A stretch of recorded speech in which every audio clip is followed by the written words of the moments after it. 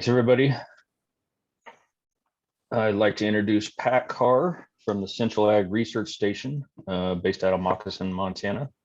Pat came to this MSU Extension office 6 years ago, 7 years ago. How long has it been, Pat?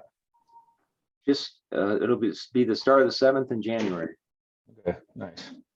And Pat's been great to work with. He came from North Dakota State University, where he did do some organic and specialty crop, or just more specialty crop research. Pat applied for an organic research and education initiative grant through the USDA and received a large sum to study perennial bindweeds, the effects on small grains. And I'll give it to Pat and he can go from there. Great, thank you, Sam. I'm going to share my screen. Okay, what's going on here?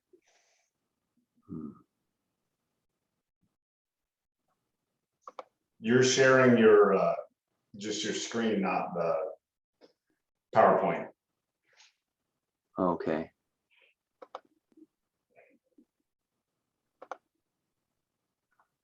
Got it. Let's see here. This is probably better.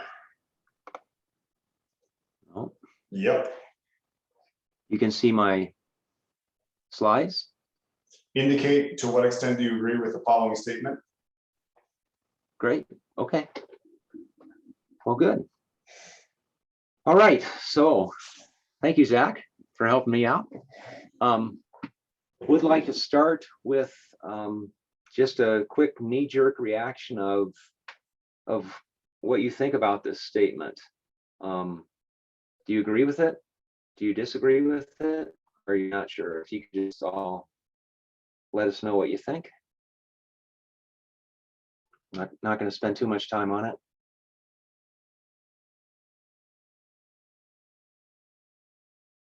All right. Now, can you all see the results? Because I can see the results. No, you can't? No, we cannot. Okay. A few agree, most disagree, and a few don't know. So I'm going to go ahead and end the poll so we can move on. And oh, great. I can share the results now. Okay. Can you see that? Yes, we can see it. Great. Great. So we're going to use that as background and kind of launch into Tim Seipel and myself will provide a creep stop update, and then we'll be joined by Kate Fuller and Zach Miller, also working on the project, in a panel, and kind of open it up to any questions you may have or comments you want to make about the project or just weed control in general. The Creep Stop project is not only an interstate project between those of us in Montana as well as people in North Dakota and Washington, but also an intrastate project. Involves a lot of folks at MSU, and there have been some changes in the years that the project has been in place. Some folks have left, others have come on board. Heather Estrada at Flathead Valley Community College in Kalispell, and John Gaskin, plant geneticist at the USDA ARS research facility in Sydney. Also, there are several farmer collaborators, some of whom are on the call today. I saw Jess was on it. All of whom at one point had an experiment associated with the project on their farm. Now, some of those experiments have been discontinued for different reasons, and I'll be glad to explain why later.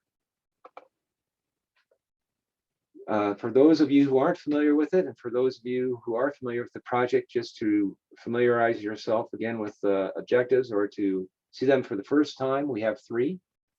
The first is to assess the diversity and spread mechanisms of Canada thistle and field bindweed. The second is to identify biological, cultural, and mechanical practice combinations, or in other words, integrated weed management strategies that provide effective suppression. And the third is coming out of the project to provide educational opportunities. Now, very quickly, in order to assess the first objective, Canada thistle and field bindweed plants needed to be collected. And associated with the thistle plants, rhizosphere and soil samples also needed to be collected. In order to meet the second objective, there were several field experiments that were put in place, and most of these are ongoing. The one that has been completed is one that was directed by Zach at the Western Ag Research Center near Corvallis. In that experiment, there were 10 different treatments that were put in place.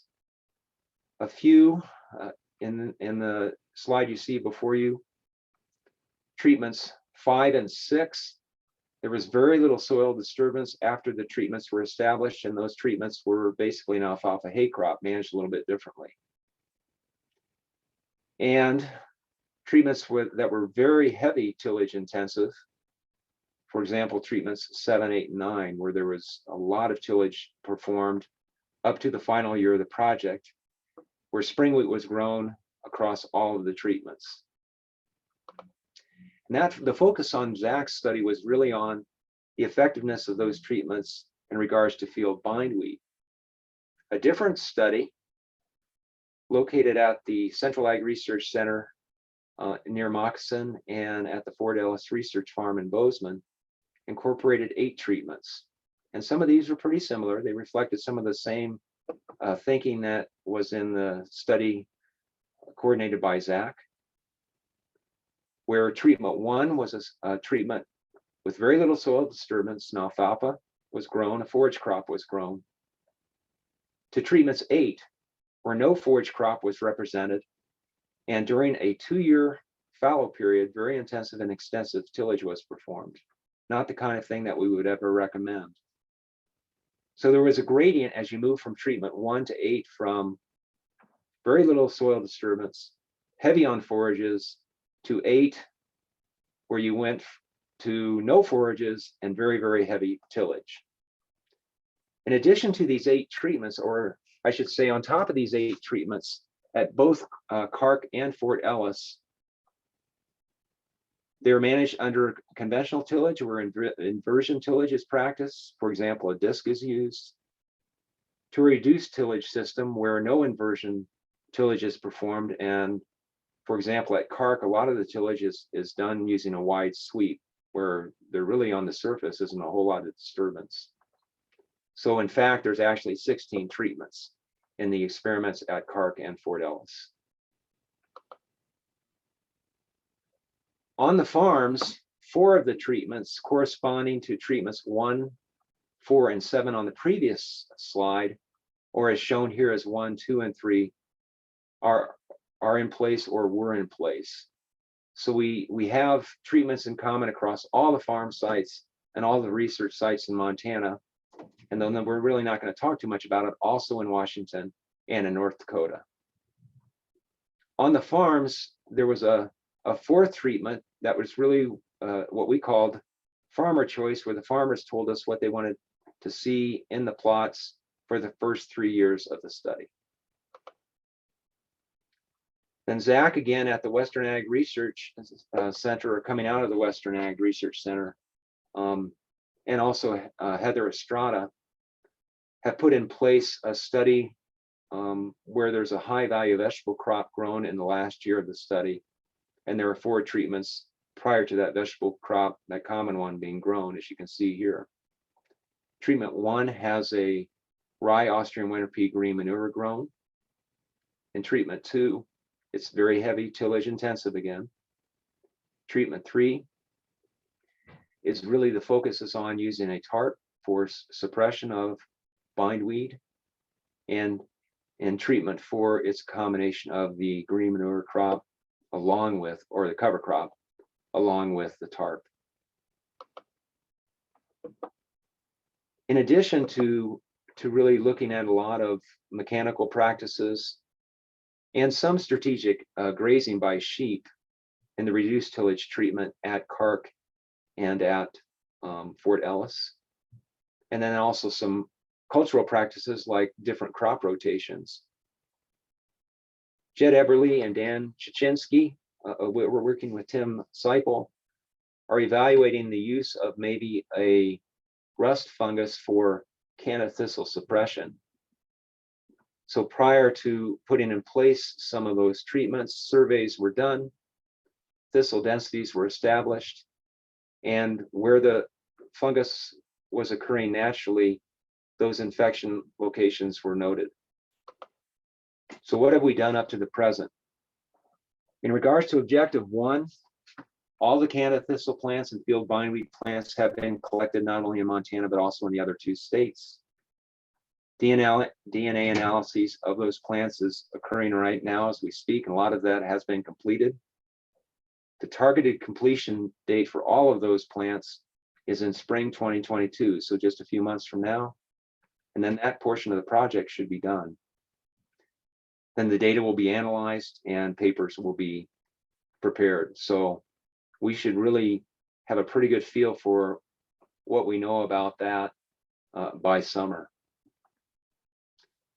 Along those same lines, soil samples were collected and the microbial community DNA was sequenced to develop or to establish baseline data at the sites where Canada thistle occurred.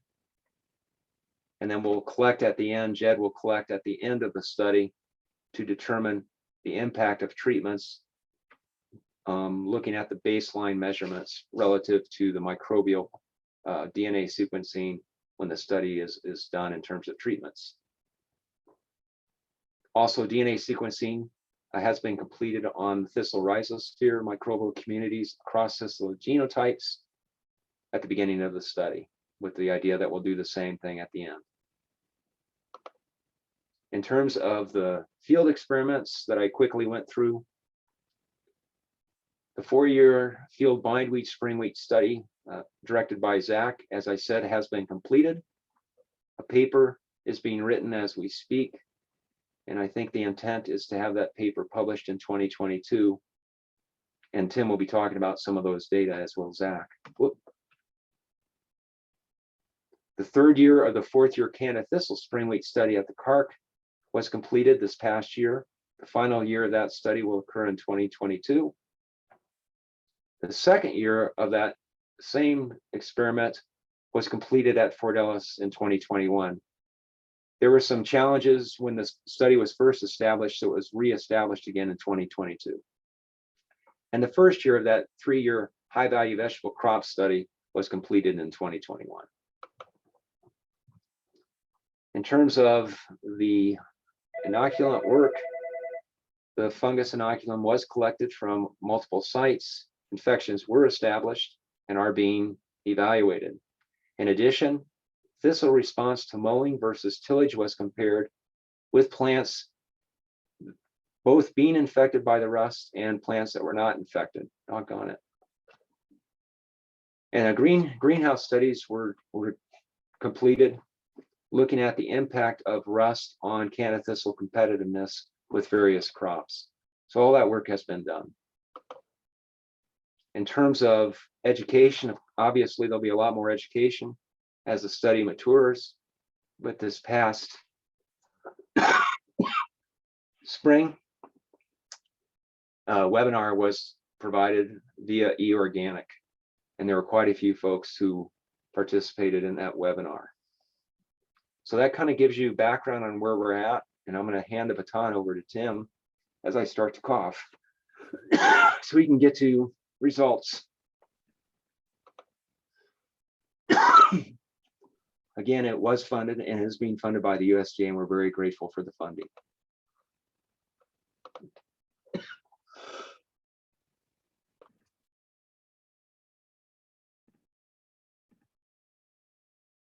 Okay, everybody, I'll take over, and glad you made it through, Pat. So I'll come back. Pat set me up pretty nicely, and I'll talk about kind of the projects as we go forward. When my parents used to ask me what I was going to major in, I said I count plants and do math, and that's kind of my role in some ways in this project. So we do a lot of the analysis.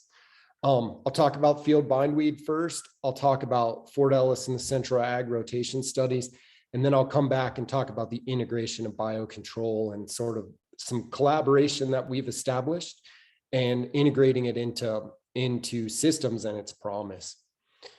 So first, so Pat set it up nicely. We're really looking at the effects of field bindweed, the effects of management on field bindweed and sort of their growth and properties.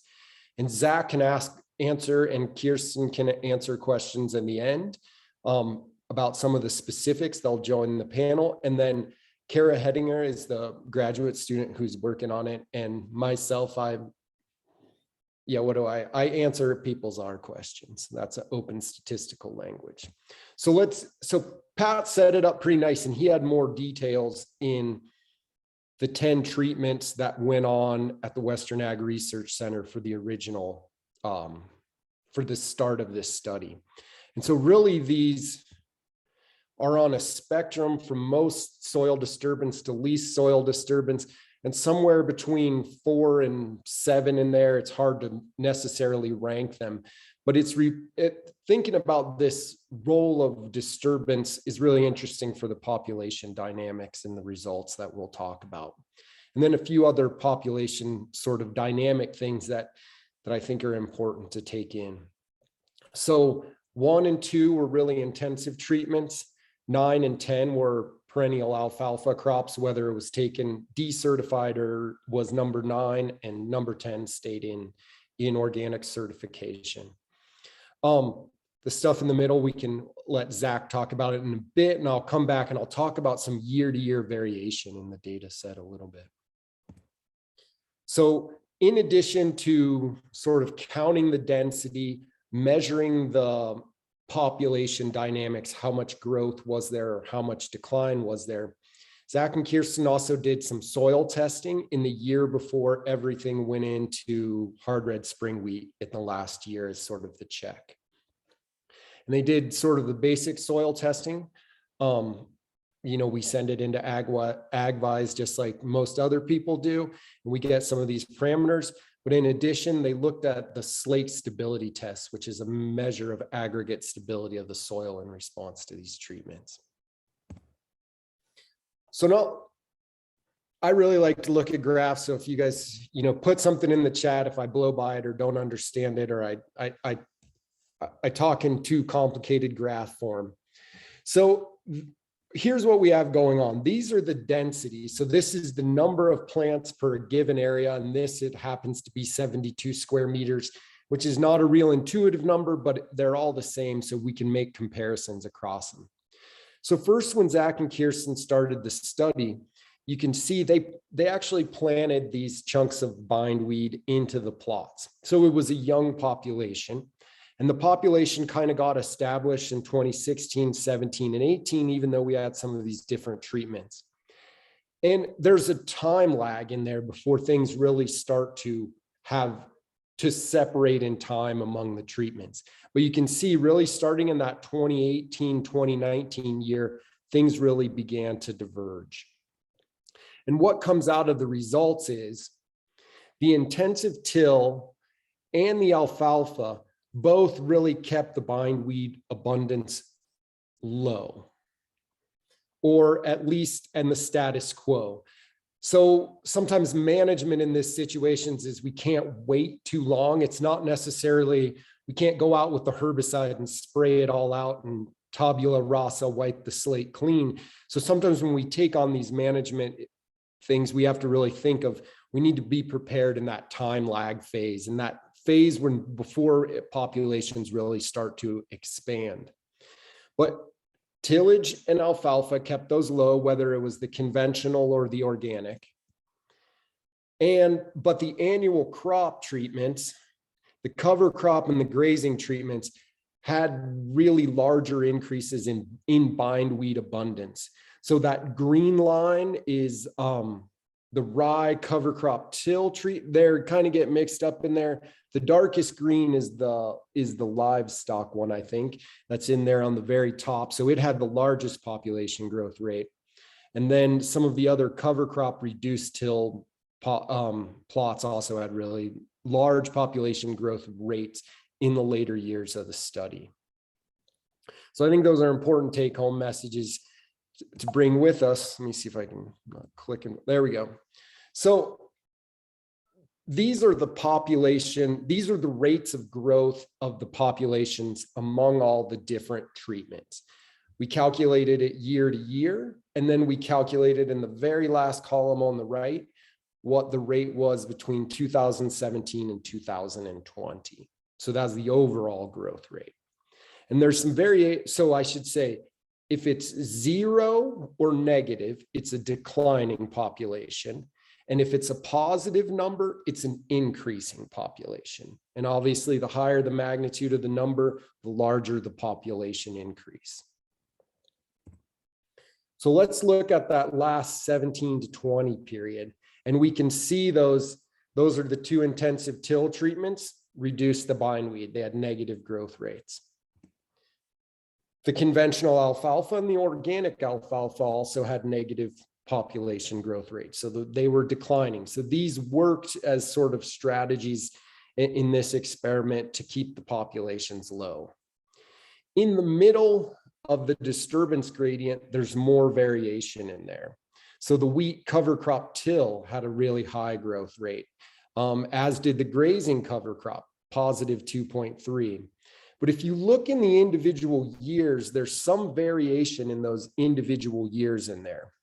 For example, in the reduced till, there was a big negative growth rate in 2017-18, but then a really high population growth rate in 18-19, and then sort of a smaller positive growth rate of field bindweed in 19 and 20. So there's variation among the years. And I think Zach can come back and answer some of those questions, but those are really, these are in Kara as well. She's on the call, I think too. We have, there's some strategies that worked and some strategies that didn't. And by that, I mean inter-year strategies. There's some other things that pop out in there too. Big growth rates some years, less growth rates the other year. So that's where we're digging in more into the individual tactics that were used in those years to really understand how we can combine some of these together. So when we look at the soil stability results, sorry, I keep having to move you guys out of the video out of the way. So when we look at the soil stability and the soil fertility results, in the tillage treatments, Zach went back and put 30 tons per acre of, 3 tons per acre of manure on your fields. I can't remember. Zach can answer that for us in the end, but he put composted manure in there. It was pretty low. It was that lower number. Okay, it was 3. I think it was 3 tons per acre. Yeah, I couldn't remember if there was a 0 on it or not. And so that really evened out the soil fertility, and we actually didn't see big differences in wheat yields among any of these treatments in that last final wheat check year. They were all what we would say is statistically similar or statistically the same. So I didn't put those up in this. So I didn't put that graph in there. The soil fertility was all the same, which there was no major differences. The one really big difference that we did see was the results in the soil stability. And this was the Slake soil stability score. And you can see, get back, click that. So you can see that red dotted line that goes across the graphic is really the threshold for what's considered stable and what's considered unstable. And in this case, the 2 tillage treatments from those years really, they're the ones that stood out, and they had much lower soil stability, which is risky, especially given the winds that we've had, and it increases that potential for soil erosion in these cases. And so that's really the take home from this, that there was, we had a couple of different methods that worked on the 2 ends of the disturbance spectrum. Really high disturbance, lowered field bindweed populations, but also the non-disturbance that alfalfa in this project also really, it kept them in check. At least they did not grow in terms of size. Though most of the soil properties were really similar, there was greater soil instability in those tillage treatments, which highlights some of the risk of tillage at the wrong time or too much tillage or things like, Pat mentioned. It's nothing we would recommend in this case. And so I'll leave that there, and we'll move on to the Canada thistle, but we keep coming back in these rotation studies to relatively similar rotations. So now I'll switch and talk about the management of Canada thistle or creeping thistle. I don't think Perry's on today, but he won't get too mad. I call it Canada thistle. And so this was Fort Ellis this year. These were our plots that we had out at Fort Ellis this year. This is our triticale, one of our triticale plots in the middle. So like Pat set it up pretty nicely. He explained the rotation as we go through it. And Fort Ellis is still in 2020, whereas Clark is in 2021, because we didn't get some great, it became logistically difficult because we have these fences we have to deal with at Clark, and we're having trouble moving equipment around. So we decided to start over. That was really where we went in this one. I should add in here, I don't think either Pat nor Perry working on getting the sweet clover. I don't think we ever got a good stand of sweet clover in any of these. So instead of having the sweet clover in there, we switched to Austrian winter pea in those years when we failed to establish the sweet clover. When I came in to MSU on the tail end of the 5-year organic project, we had some really great stands of sweet clover, but we just have had no luck in the last couple of years really getting the sweet clover to establish very well. So here's a little bit about, here's some views from Fort Ellis this year, some photos that I took. So Pat mentioned we had this split plot with reduced tillage, and then we had some more grazing in some of these plots. These were a couple of our plots. This was the cultivation implements that Perry's using this year. These not super wide sweeps, but fairly wide sweeps on there, and cultivating low, or cultivating relatively shallow. And I'll show some pictures of how deep our cultivation got in a little bit. And then this is one of our grazing plots. I think I was begging the sheep to come back over to the other side and eat the thistle, but they weren't very interested. And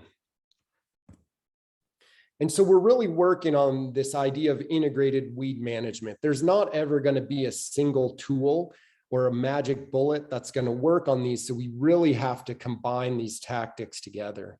And in this context, in these rotation studies right now, we're mostly talking about combining, with the tillage split and the cultural rotation practices. We're really in the realm of these two in here. And I'll come back to add the biocontrol in a little bit. So after we harvested this year at Fort Ellis, this was what our plots looked like in the end. And I know you guys see this too. And I'm really interested in some of your feedback. So, we harvested the wheat this year at the Fort Ellis plots, and then we got a lot of regrowth of thistle rhizomes that came up in the end. And so we had to really apply some management at the end of the season because we had this kind of aggressively growing thistle at the end of the season. And so this was towards the end of the year. The skies were smoky out there. That's Perry in the background applying his tillage. And we had just moved some of the sheep around and we put them back into the alfalfa plots. Unlike, we did get some alfalfa regrowth this year despite the drought. And that's why we went back in and regrazed quite a few of these plots. And so this was one of our alfalfa plots that we went back in and grazed. And we had a bunch of fairly large rams in there from Fort Ellis this year where they're a little bit tough to handle. So that's really a photo that highlights this split difference that we had going on between cultivation and trying to reduce soil disturbance.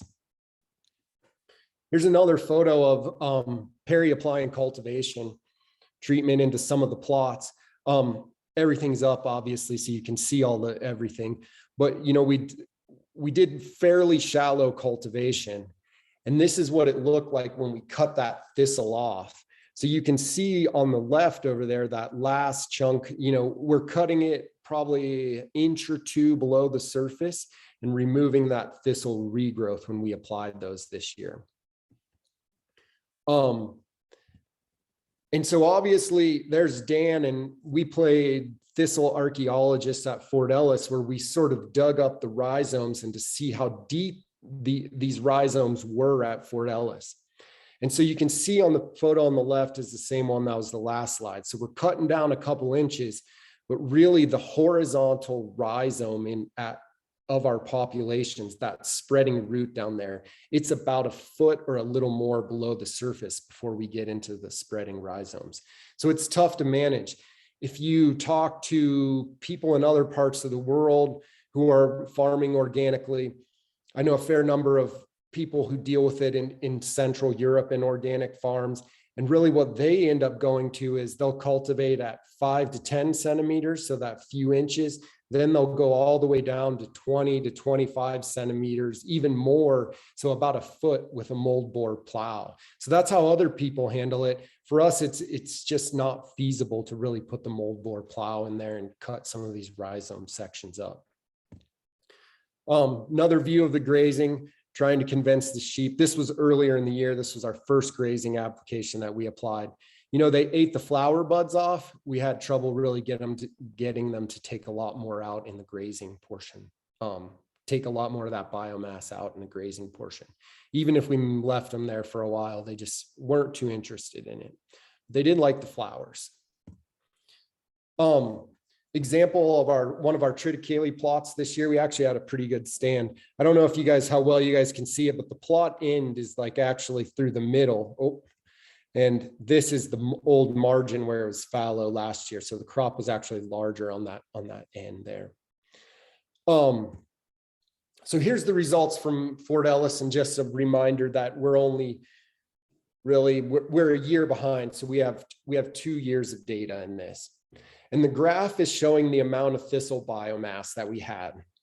And so in 2021, or 2020, we had more soil moisture. And so those green bars, this green box plot, that black line that cuts through the middle, that's the average amount of biomass that we got of the weed thistle in these different plots. And so in 2020, the barley was fairly suppressive. And then that barley was nursing in the alfalfa that will go through the next few years. And I don't want to get too much into the statistical talk of it, but there's an overall effect of, regardless between years, between 2020 and 2021, biomass of thistle decreased because it suffered during the drought too. And so that's that big blue arrow I used to indicate in the middle. There's an overall effect of just decreasing biomass year to year. But what's interesting is the black bars in the study in here. So in the 2021, in the alfalfa plots, even though we had a relatively weak stand of alfalfa actually compared to Central Ag and Moccasin, it was still fairly suppressive. The amount of thistle biomass went down more than just the average across all treatments. And we call that in statistics an interactive effect. And so we have this significant interactive effect where the alfalfa in 2021 at Fort Ellis did a pretty good job of suppressing the thistle biomass. But so did the barley and pea mixture, and so did the triticale. But that, you know, the pea right there, that's in the pea plots, we had the most thistle biomass. And partially, it's really related to some ways in thinking of this. So on the left side there, you have the same graph with those lines pointing into it. And then on the right is the crop biomass in 2020 and 2021. And so what you see with that black arrow there is the pea by itself this year had some of the least amount of biomass that we had in any of our plots. So that lower amount of biomass in the peas, which, you know, I'm trying to think if I really saw many peas that were much taller than ankle to bottom of your shin high this year, it didn't provide a very competitive suppressive effect. And I should repeat that these peas were green manure, so they were incorporated in. But look at the difference in the crop biomass between the pea and the barley pea. And my line of thinking now is that barley pea mixture actually did a better job of suppressing the thistle than just the pea alone. So I think that's one of the important points that I think we can make from getting it out of this year. Otherwise, the triticale, the barley pea, and the alfalfa had similar amounts of crop biomass this year. So we'll leave Fort Ellis there. That's sort of what we're looking at. We see this, again, this effect of suppressive effect of the alfalfa and some of the other more competitive crops like the barley pea and the triticale in 2021. At Central Ag, we have a little bit more, we have a whole nother year of data. And so this gives us a little bit more of perspective too of where we're going. Same treatments. I think the sweet clover here listed under the green bars in 2020 is actually Austrian winter pea, but maybe Pat or someone else Pat might be able to tell us that in the end, just to make sure I'm right. It was sweet clover There was sweet clover? in 2020. Yep. Oh, okay, there was sweet clover, sorry. So when we started the project in 2019, at CARC, the populations were established. They weren't there. Fort Ellis, the populations were already very established, very dense populations that had come out of another organic study. And, you know, we had this problem with thistle in that grazed organic system that we had. And so Pat, at Central Ag, it was a little bit different. The populations were planted in fall of 2018, early 2019, and they grew between 2018 and 2019. So this is thistle biomass again, and the crops are on the bottom. And so we had this overall effect of a growth of those populations among most of the plots and treatments. But then we go into the drought, and so we have this kind of hump-shaped pattern, right? The middle year had the most thistle biomass, and then it went down this year, partially because of drought, but also because of the interactive effects of some of the crops that we had, especially the alfalfa at Central Ag. So Pat did a good job of establishing the alfalfa, but this is the weed biomass. That's the next slide. So you can see the thistle biomass went up between 2019 and 2020 in the black arrows, and then it went down really far, more than any of the other treatments did at Central Ag this year. And so what do I attribute most of this to the alfalfa actually doing pretty well at Central Ag this year. So most crop biomass went down across the year, but actually we found no statistical difference between the amount of alfalfa biomass produced in 2020 at Central Ag and the amount produced at 2021, which is a little bit surprising given the drought. But that translated into better competitive pressure against that thistle, so that the thistle biomass down there in the second black arrow on the right was really more affected, better reduced. So there was what we call statistically an interactive effect. It reduced thistle more than just drought among the other treatments. So I think to sum this part up, and then we'll move on and talk about biocontrol and then have a discussion.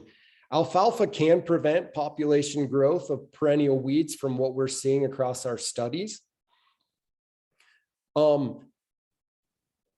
There's probably a complication that's related to how old is the thistle population. It's really difficult to go in and establish alfalfa in already a very dense stand of thistle.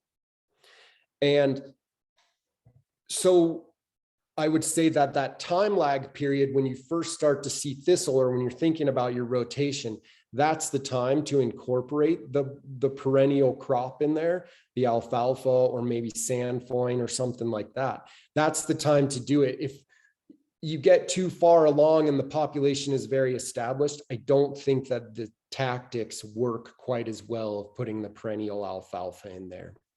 I'd like to hear your guys' discussion points about that later. But there's still a need to incorporate more management tactics into there. And so we're assessing whether the thistle biocontrol can be incorporated into organic crops. And so now we'll come back and we'll kind of spend some time on the red circle between mechanical and biological in this context. And this is largely focused on Dan Chichinski's master's thesis work, which he was awarded the Western SARE graduate fellowship this year. And so thanks to everyone at MOA who wrote a letter of support for that one. I think that really helped get him in there. So let's talk about thistle rust a little bit. So its scientific name is Puccinia punctiformis. It occurs through most of the range of Canada thistle. And I'd say throughout the range, most of the range, I'll come back and I'll tell you a little bit why. So it's an obligate biotrophic rust pathogen. So it only lives on live plants. And as far as we know, it is an obligate pathogen to Cirsium arvense or Canada thistle. We haven't seen any spillover effect of the pathogen. We haven't seen any spillover infection onto safflower, for example, in the greenhouse work that we've done. So I think it's a fairly obligate pathogen. So the life cycle is very complex. And I'll talk about that in a minute, but it basically causes systemic root disease that weakens the plant. And this is what the disease looks like. You can see the chlorotic tissue on the left, and then that picture down in the bottom, I believe that is teleospores on the plant. And that's what the thistle and rust looks like. Ola actually has some really nice thistle rust established around his place. If you guys ever want to go look at it, he might let you come out and check it out. But I dug some, it has a very sweet, fragrant smell actually when it's in this first stage. So this is the life cycle stage. And this is probably what, the complex life cycle is what's prevented it from being used as a biocontrol agent before.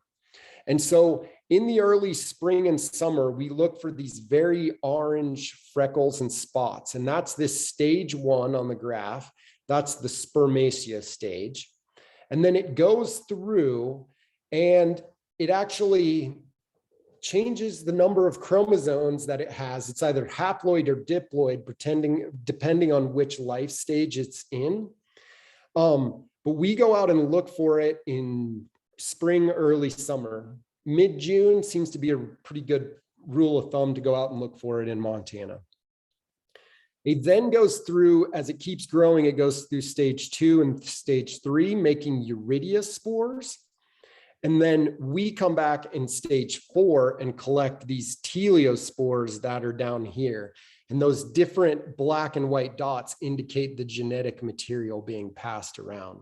So it's been difficult to work with, but it's been known for a long time.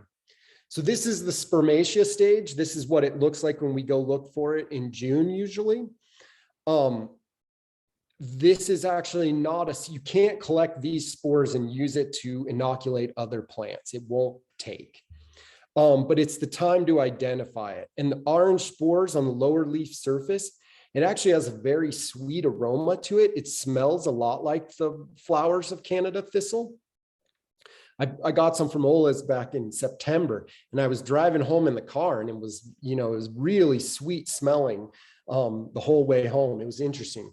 Causes malformed leaves. So the fungus actually makes an auxinic-like hormone, and it causes the plants to grow. So one of the ways you can spot it in the field is early in the season, they'll actually be larger than the other plants. But then those leaves become malformed and often die back as the season goes along. So the second stage, stage 4, when we go back out and collect inoculum to spread this disease, is done during the teleospore phase. And this is the dormancy stage of those spores. That's when they're dormant. You can move them around. You can put them on other plants, and then they'll germinate and cause infection. So here's again is So spring, we identify the plants. Late summer, we collect the disease. We then go back and grind the tissue and apply it to healthy plants in the fall. And we look for a mixture of warm nights and humidity. So you could imagine this year we had a lot of trouble finding humidity. It was it was difficult to deal with.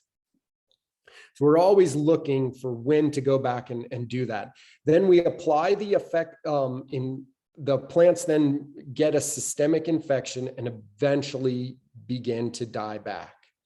But as Dave Sands kind of talked about yesterday, he talked a little bit about when you're an obligate pathogen, you don't necessarily want to kill your host because you get rid of your place to live. You don't want to take out too much of your host because then you don't have any more. So increasing the virulence of the pathogen is really important. And then figuring out how to spread it really well is important. And so as this sort of took off in the project, Dan wrote the Western SARE proposal. Jed, myself, and Melissa Maggio from Montana Biocontrol, we wrote a Montana Noxious Weed Trust Fund proposal that was funded so that we can work more on developing its virulence and getting it so it can be used as a biocontrol agent. So November 16th this year, I participated in Canada Thistle Rust Research Symposium, and we have a lot of people who are coming together across agencies in the Western United States to really push this forward to make sure that it's useful. And so Carol Randall is a US Forest Service researcher. She's leading the group. Myself, Melissa Maggio, Jed, Dan Bean from the Colorado Department of Ag has sort of spearheaded it for a while. We have some other pathologists that are in there. And then we also have some representatives from APHIS and figuring out how to get this through some sort of, make it so that it can be used in cropping systems. It's a little bit of a new area to work on. Often, we have herbicides that are listed by company, or, they're petitioned by companies to be approved, and they handle all the registration process. This as a biocontrol agent doesn't necessarily fall under the same sort of FERPA or laws. It's a little bit in between some of the ways we need approval. But Bob Fahnenstiel, he came and is working with the group, he's from APHIS. He's helping us set up some of this so that we can continue the research and then think about operations permits so that we can use and spread it more into the future. So you'll hear more about this in the next years, but it's a really interesting group. I have a few answers to some questions people on the call have asked me about, how to use it, how we can get it into a liquid slurry, why we can't get it off the plant. And it was really interesting. Pathologist from Idaho State, Brenda Schroeder, she explained to us that, these spores are very tightly bound to the plant tissue. And she's been working on trying to get them into a usable form where we could have a liquid application technique. And she's actually been unable to get them to release off the plant material without destroying the spores. They're so tightly bound to their obligate host that it's been hard to get them off of the plant material. So it may be that we have to use some sort of compost tea or that a bit of a coarser material to apply that through some sort of spray apparatus. So we've been working on that and talking about that, and we'll keep working and going forward with some of that effort. We do on the ipm.montana.edu webpage have more information about how to about the thistle rust pathogen itself, and then how to DIY, do it yourself, spread it. So this is the thistle rust, or this is the research questions that Dan's working on his master's thesis to try to fit some of this in. And this is part of his Western SARE grad fellowship. So we're looking at what is the rate of successful inoculation? How widespread is infection in Montana? Is there environmental constraints that prevent infection is another way to ask that question. And And then can thistle rust reduce Canada thistle patches in Montana? And then we're working on a project to increase, sort of understand how different types of thistle genotypes, going back to what Pat described John Gaskin's doing. So he's going to be looking at different genetic diversity in thistle, and then the rust genotypes, how those interact and affect the population. So this is kind of where we're headed in the next couple of year to year and a half, and where we're going. But we'll talk a little bit about what we've done so far. So this summer we went around and we sampled, I believe, 81 patches of thistle in Montana. So, and so we went out and looked, we said, where is systemic infection found? What's the size of the patch? What's the density of the patch? And what are the environmental conditions that it occurs in? And then as part of the overall effort, we've also been integrating data from the SIMP protocol that people have done in Oregon, Washington, and Idaho, and also in Montana. And we've taken all their data and combined it, and we're measuring that change. Does thistle rust cause decline in these patches? So that's what we're working some on now. Myself, Chris Larson, Dan's helping out. We have a fairly good team looking at these population dynamics. And that comes from some of the ancillary funding that we got from Montana Noxious Weed Trust Fund. So these are all patches that have been inoculated across the Western United States in the map.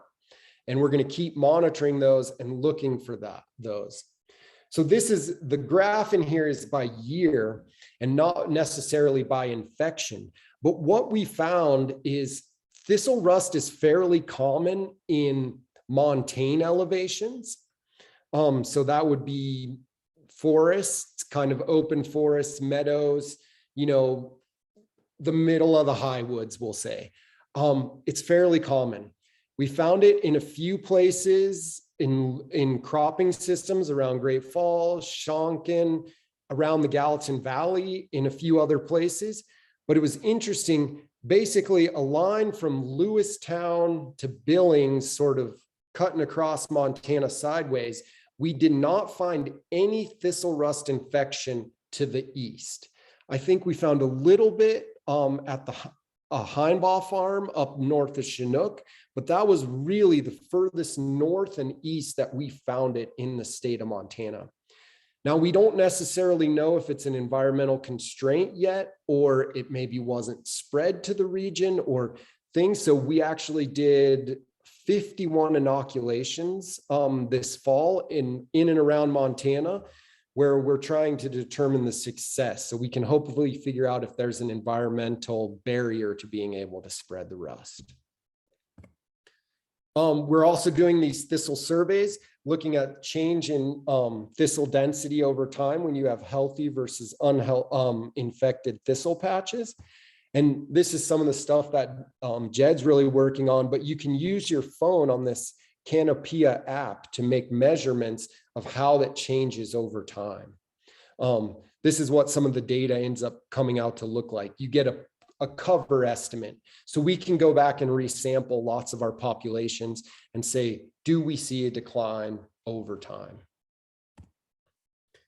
So here's here's some of Dan's particulars for his objectives.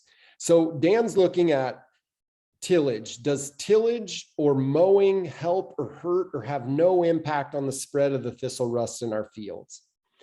And then, does thistle rust cause thistle patches to decline at higher rates when grown in competitive crops? That's a greenhouse experiment. And then we'll always be here talking to you guys and really getting your input and trying to figure out how to build a good system to reduce thistle across all our organic cropping fields in Montana and beyond.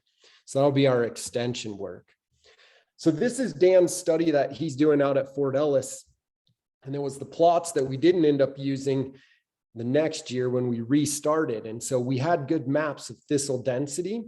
And Dan went out and he walked and measured and looked at some of these different populations.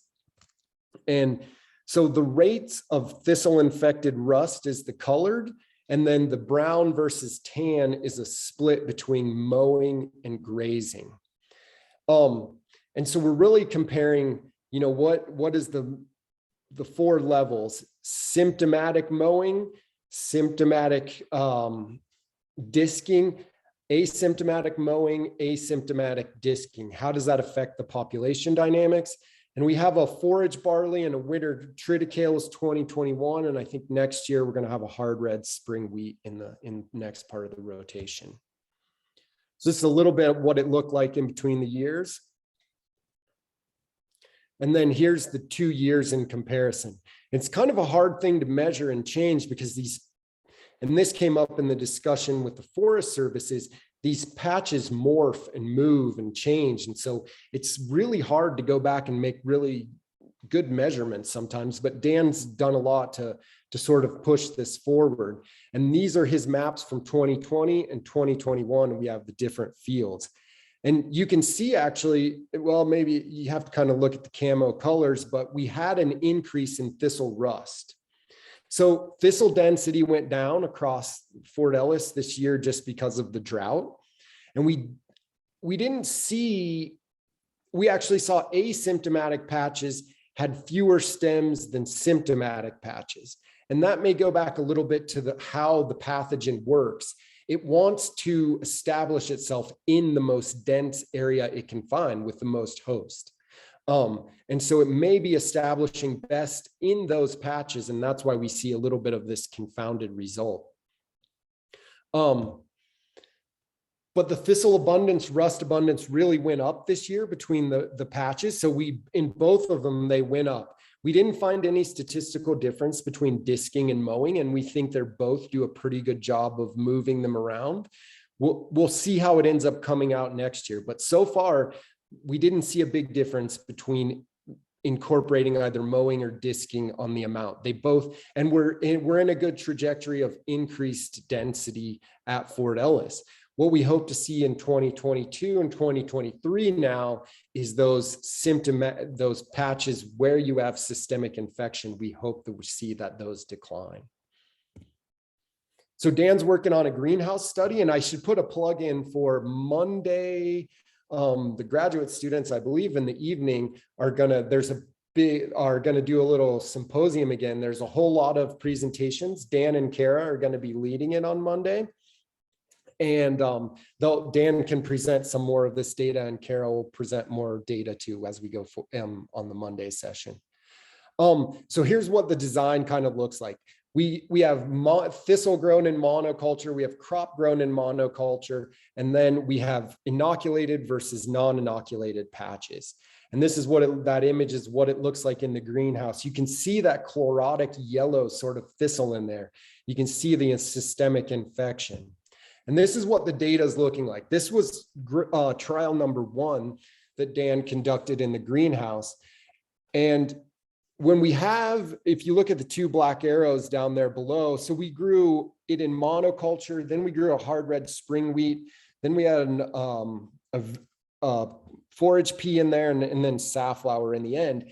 And what we see is there's not a lot of big differences in this first trial, but the thistle did lose more biomass in competition when it was inoculated and infected. So that 62 number here and that 67 number down here. So we do see some hints that it effectively reduces the competitive ability of Canada thistle, which is nice to see. And then this is the second trial that's underway in the greenhouse at MSU right now. And Dan just sent those.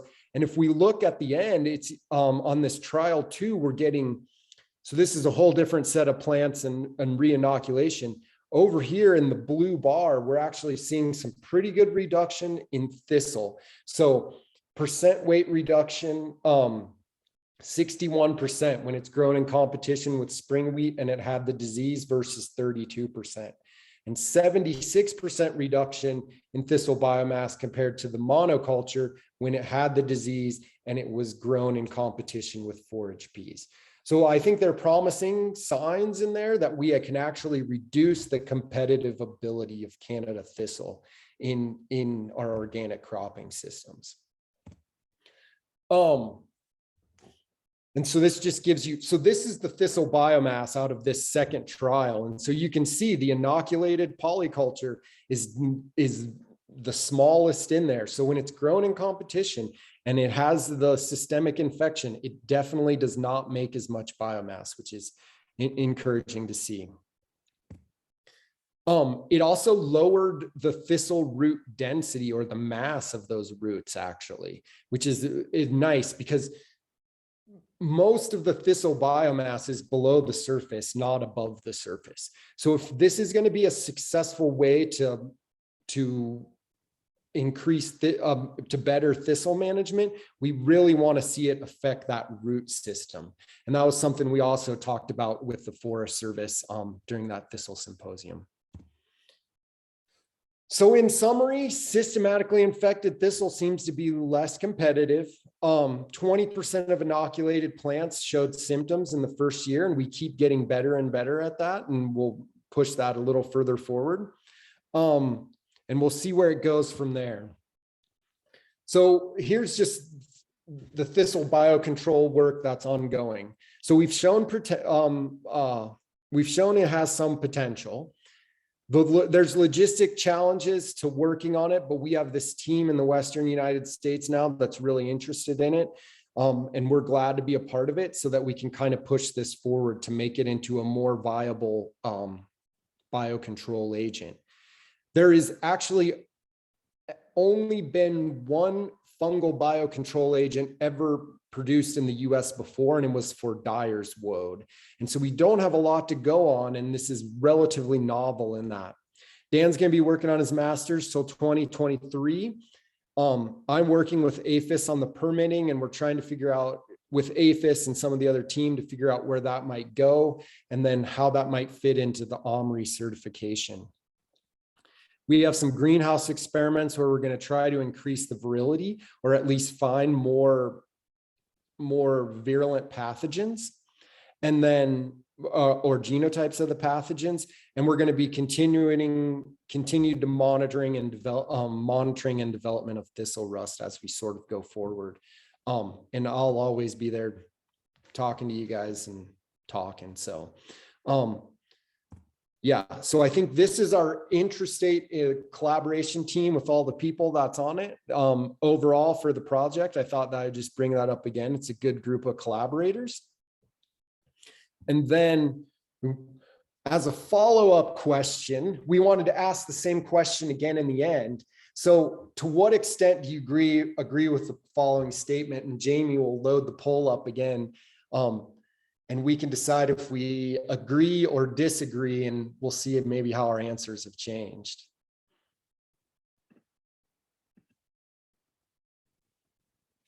So I haven't been paying too much attention to the chat. So I see the chat kind of popped up there, but I had too much on my screen to be able to see the questions you guys had going on. So we'll come back to those. Most of it, Tim, was people were responding back and forth. So I don't think there's really an open question, but if there is, we'll address it at the end. Okay, sounds good. There's the final thing. And then for those of you guys who are looking for CCA credits, we'll put that up shortly. Well, here, I'll step back. I think, Jamie, you wanted me to wait until we were ready to stop recording, maybe. Sure. We have 16 voters. Any more out of the 23?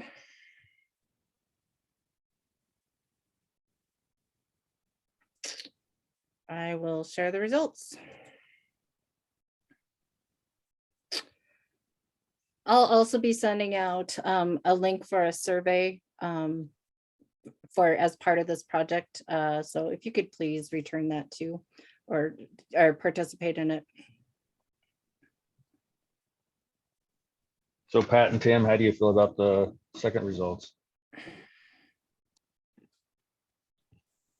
Are you asking how we feel about the rotational or the thistle biocontrol stuff? Just the second survey results, pre and post. How do I feel? I was kind of hoping everybody would disagree, but we need to do a better job of convincing. Nope, it's tough. It's a very tough problem to, this is Yeah, this is the very hard problem to manage. I think yeah, I think it's tough to try to manage these perennial weeds. Yeah. Hopefully we can convince you guys more later. I think what we'd like to do is kind of open it up now. Kate Fuller is with us. Kate is an economist and has been working hard and has been very patient with people like myself. I know when we asked her last week, it's pretty preliminary. We still don't have a lot of data, I think, that she needs, but she is here today, along with Zach Miller. Tim talked about a couple studies that Zach has done, especially that one, and I think he can really speak on at least one project being done, and from beginning to end. So would like to open it up to any comments or questions you have. If you don't agree with us, that's fine. We'd like to hear that too. So, things that you have found that works well for you. This is kind of our time to just kind of share amongst all of us, because I think our common goal is to control these two weeds.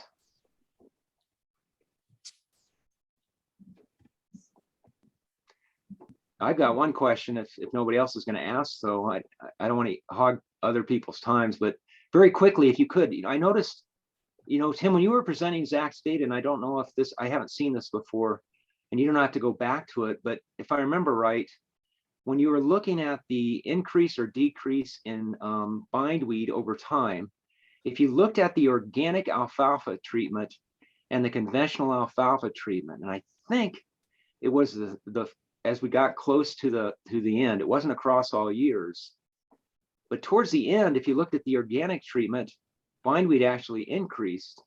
And if you looked at the perennial alfalfa treatment, bindweed decreased. And I was just curious, Zach, do you have any hypothesis as to what was going on there? I would have thought the bindweed would have decreased across both. I might be able to answer that. It's a little bit of a math question, actually. So Okay.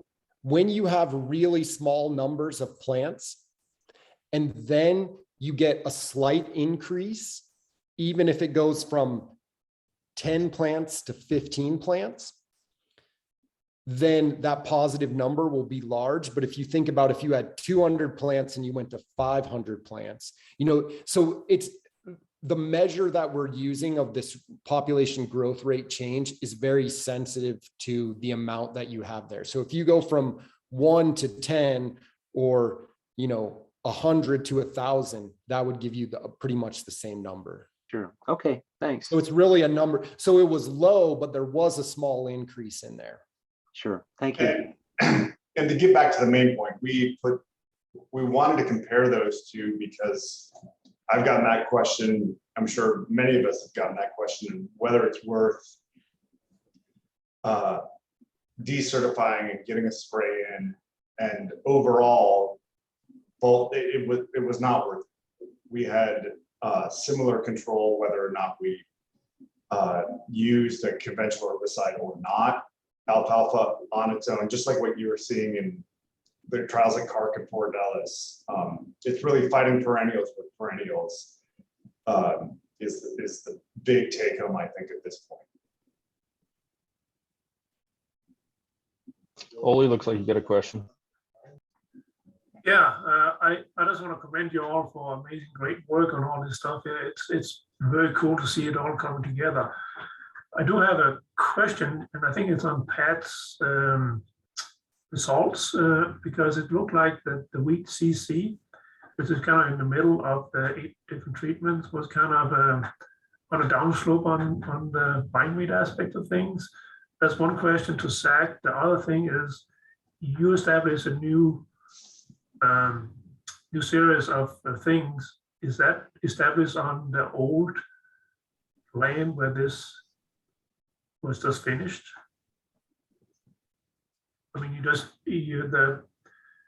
the crop stopped 4 years ended for you, if I would understand this right, on your research station, Zach, this year, and you established a new 3-year rotation. Did you do that on the where the crop stop was? Yeah, so that's to me, right, Ole? Yeah, that is, yeah. Yeah, it's a good story.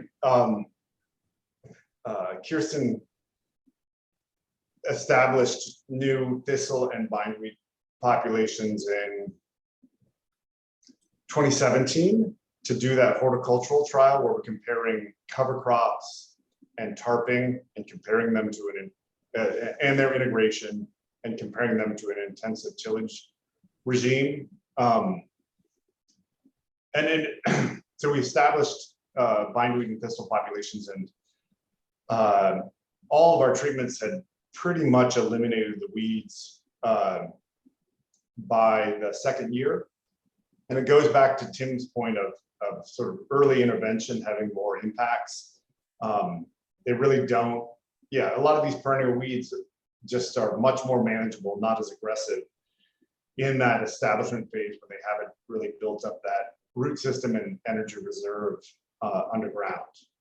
So we restarted it on the worst plots that we'd used for that irrigated grain rotation. So those were the ones that were just full of bindweed. We put these new treatments on, and we'll be we're counting bindweed. We'll see what those results are in the final phase in the coming years.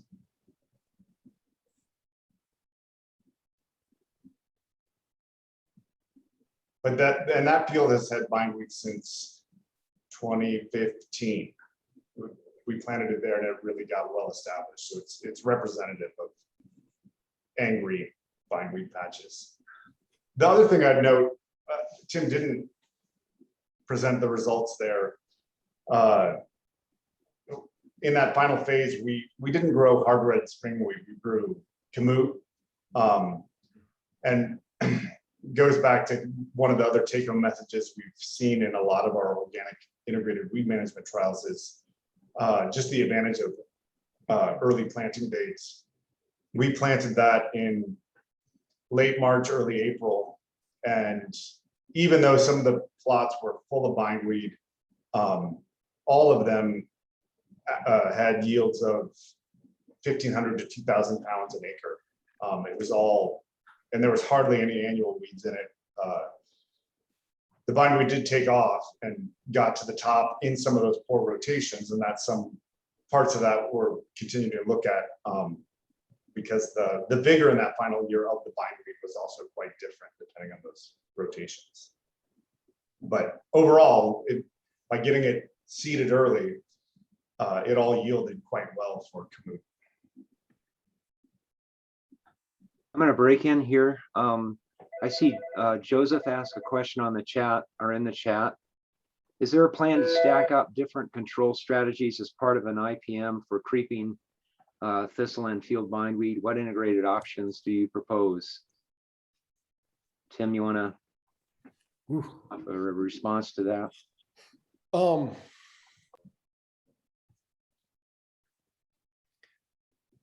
I do have some sort of algorithms written that we can do some things with population dynamics year to year to year. I don't, Pat and I had a project where I've been, and that's where this algorithm comes from. It was the Many Little Hammers project that we worked on. And Pat, I promise I'm still working on the manuscript.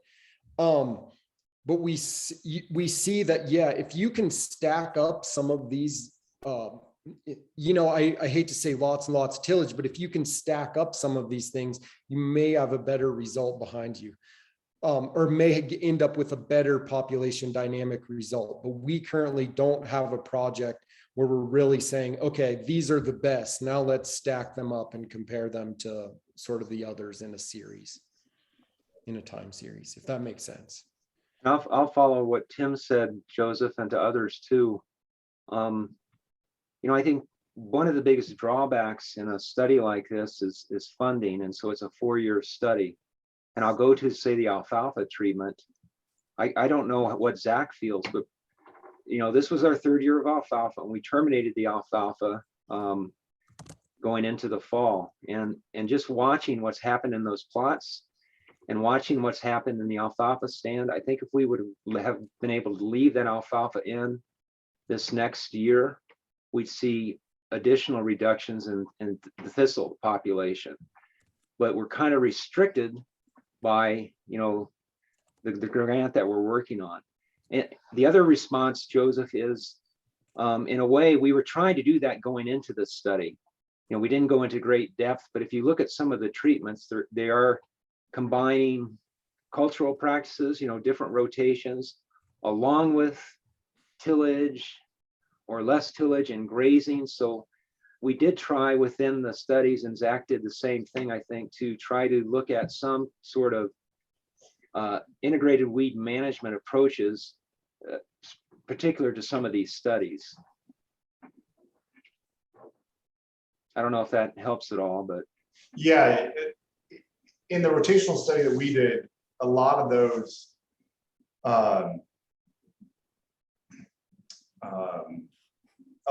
rotations were designed to like try different levels of integration.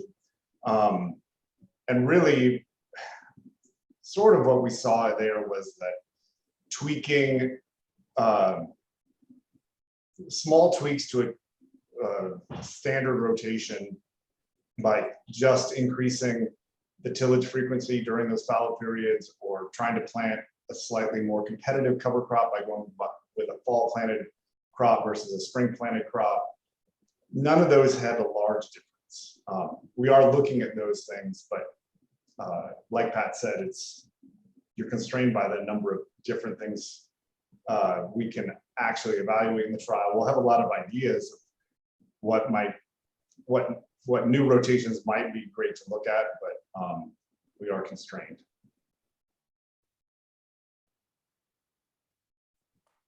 Other comments or reflections by anyone, or suggestions? Becky's got a question.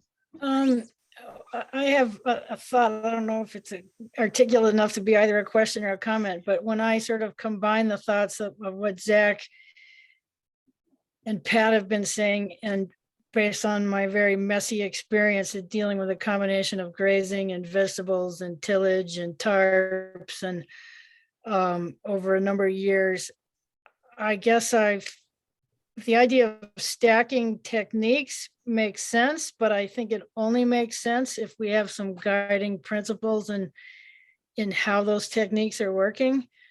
I mean, just as one example, I can totally imagine how tarping an area with mild perennial weed infestation would be useful, but in an area where the perennial weed infestation is bad, putting a tarp on is a death trap, because the perennials thrive under a tarp when everything else doesn't. So you have to really kind of have some sense of mechanisms to be thoughtful about what you stack and when you stack it. And I guess the other example from kind of a different angle is based on my own observations and talking to vegetable people around here, which I totally recognize is not the same as the challenge of many of the grain operations, but the underlying principles are the same. And kind of the theme of the people who are most successful is enhancing fertility in such a way that you help the crop outcompete the weed is crucial. And in my experience, one of the biggest things that can happen is to do things that will increase or improve soil texture, increase porosity, because, you know, the perennial weeds are giving us a message that plants that are really good at driving roots down to depth are the ones who are going to do the best if you have a challenge either by physical compaction or some other chemical symptom that will act like compaction. So in places where I really careful to put in a lot of good compost, and this is just my hypothesis that we're adding more fungal population to the soil, that will help the crops thrive and help them get out ahead of the bindweed and thistle. And so that also combines with what Zach said earlier. They found they had some of their best results where no matter what else they did, if they were able to plant early and get ahead of the perennials, that helped. And so we don't have the luxury of looking at this one variable at a time, I guess is my overall conclusion from my really messy, befuddled, poorly documented experiments. What kind of tarps have you used, Becky? Well, I'm a sheep rancher and I have old hay tarps lying around that aren't good Yeah. enough to use on a hay pile. So that's pretty much what I've used. I did one for one area, use the old plastic from a greenhouse that wasn't good enough to use on a greenhouse. And, you know, I just for no good reason at all, just because of sloppiness and being involved in too many things, I left it on there longer than I should have with the plastic, because you get really high temperatures that way. And I won't say that I did permanent damage to the soil, but it probably wasn't a good idea.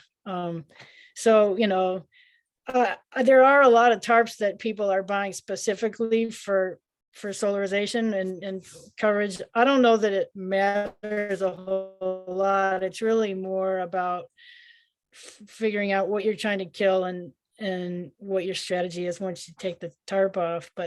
And I recognize that these things don't directly apply to somebody with 1,000 acres of grain, but I think that we can still learn from each other what we observe in these different situations, even though the only thing I have confidence about saying is that I don't think there's going to turn out to be an excellent cookbook that tells us what to do. I think, and I don't really expect any of these really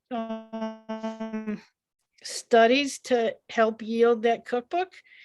I think what's more important that we use these studies to help us discern mechanisms. And then the farmers who know their land and their climate and their schedules better than anybody else, if they really understand how those principles work, then they can help design the best cookbook for their place with the help of people like you guys. So I'm not super crushed that you don't have these perfect results after a few years. I don't think you're going to have perfect results after 7 years, but that's not a disaster in my mind. Yeah, no, I just to follow up on what you just said, Becky, I mean, exactly. And if I think the thing for me personally that I've gotten most out of being involved in this study, and we all talk about this all the time, we all recognize it, is the environmental impact. When I look at what has happened across the farms when we've imposed the exact same treatments, what works one place works, however you want to define it, is a complete disaster at another place and vice versa. And so, yeah, I mean, anybody who's hoping that we're going to have this cookbook that's going to work, I guess the only thing I can guarantee about the cookbook is it is not going to work, maybe at no other place than, you know, at where they're occurring. But again, it's sharing information. But no, you're right on. And then that, again, the Heimball farm is the one that I really zero in on, because there are things that I've seen that I wouldn't recommend. I don't think I'd recommend, but they worked amazing up there, amazingly. So, but thank you, Becky, for your comments. Looks like Joseph has a comment or question. Yes, Joseph.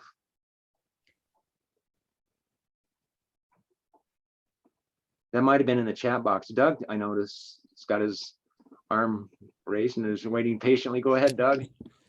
Yeah, earlier in the Is presentation, I Joseph off think, mute? let's see, I think it is. Tim, I think, mentioned the IDA had seen some results from Europe on rotating deep with shallow tillage. And I asked in the chat, but I haven't seen a response to why that was written off, or if you could just tell us some more about that.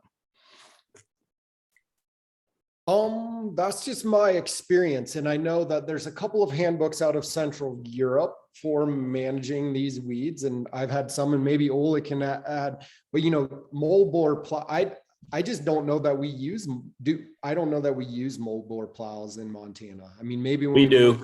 Okay. So yeah, you're educating me today, Doug. So, you know, yeah, and it was a strategy that they used to weaken continual weakness. Start shallow, go deeper, and then go deeper, and you keep cutting off that.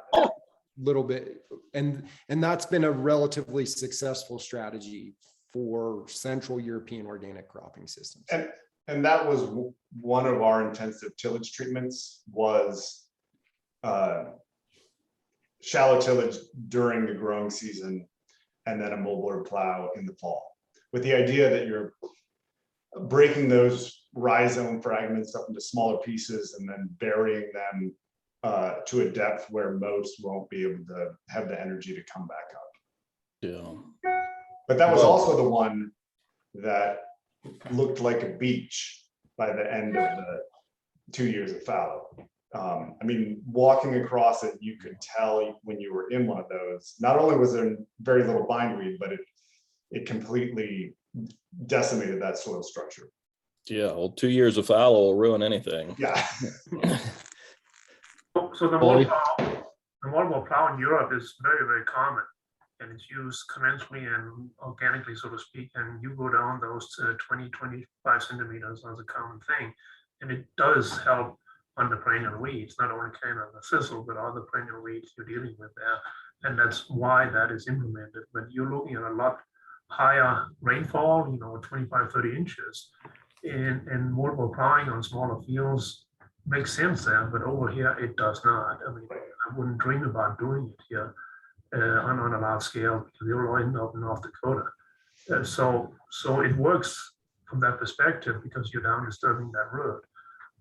I want to just comment what Peggy said. I mean, you're exactly right. And also what Pat Carr said, you're exactly right. What works one place doesn't work another place. And I'll give an example here. I'm leasing a farm over at Great Falls. And I saw the problem coming right away with the Canada thistles, and I implemented a rotation with alfalfa. And I'm actually on 4 years of alfalfa. And I hear what you're saying, Pat and Zach, that 2 years, 3 years is not quite enough, but as soon as you get up to 4 years, you can really get the kick into it. But I was leasing this land, and Dallasella did a different way on the land he was leasing from the same landladies, and he was actually increasing Canada thistles and these kind of things tremendously, and is actually forced to spray them out now with chemicals, where I am more or less having close to a handle of it in another year or two with that rotation, which now is that I'm starting to tear out the alfalfa fields, which kind of gives another set of problems of using and dryland alfalfa because they are hard to kill. So you're exactly right what you guys are saying. I'm seeing it firsthand. I have a question for the Creep Stop guys. Are any of you familiar with the name Kathy Voth, somebody who's looked at weed management using livestock?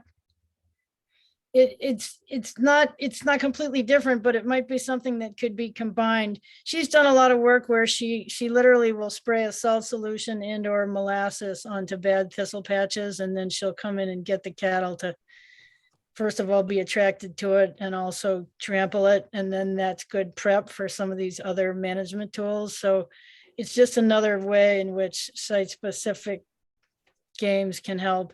And then the only other thing I want to add, going back to when you were talking about moldboard plowing, Zach talked about using it in the fall. I've heard Matt Rothschiller say that he's had really good luck with a very deep moldboard plowing in a small area in the spring. And of course, that presupposes you have enough dryness to be able to do it in the spring. And then immediately cover the surface from super competitive, super dense crop like lettuce greens. And that's early in the year when even the frost is still coming. So that's just another illustration of how stacking tools only works if you do it with a plan. Craig has a question, and then maybe we can show the QR code or I'll stop the recording and then show the QR code. It looked like barley with peas had some effect. What about interseeding to push out thistle and bindweed as one part of the strategy? Those were interseeded, barley, pea. They were interseeded. I think was that the question? I think, having the barley pea, it was much more competitive than just the pea alone. That was really what I was saying in that slide that we saw from Fort Ellis this year. Okay, thank you. That was because a number of people in my area are doing interesting with more than 2 crops, even to keep weeds at bay. And the crops will grow in different parts of their field differently. Yeah, to follow on that, one of the treatments in the creep stop study is if you look at, I don't remember offhand, maybe 7 or treatment 7, it's a cover crop, and that's a 9 species mix. So we do have a polyculture represented, or a cocktail.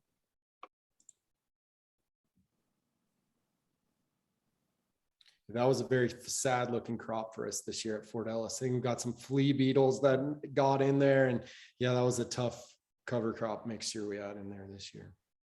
Every crop that we planted at Carp was sad this year. It's very true. Sam?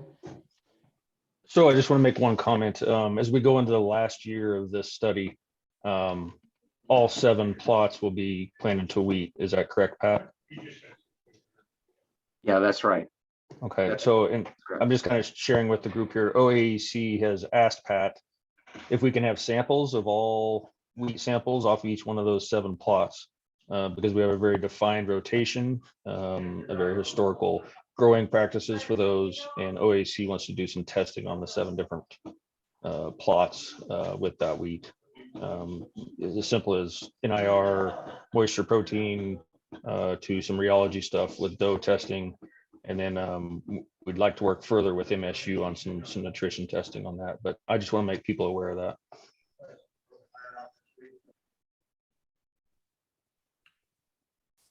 Thanks, Sam, and thanks, Pat and Tim and Zach and Kate. I'm sorry we didn't get to Kate, but again, we are so grateful for the generosity of Montana State University and all the work that it does, and couldn't do this without you. So there's one more CCA credit offering tomorrow at noon with Bruce Maxwell. I'm going to stop this recording, and then if Tim would put up the QR code.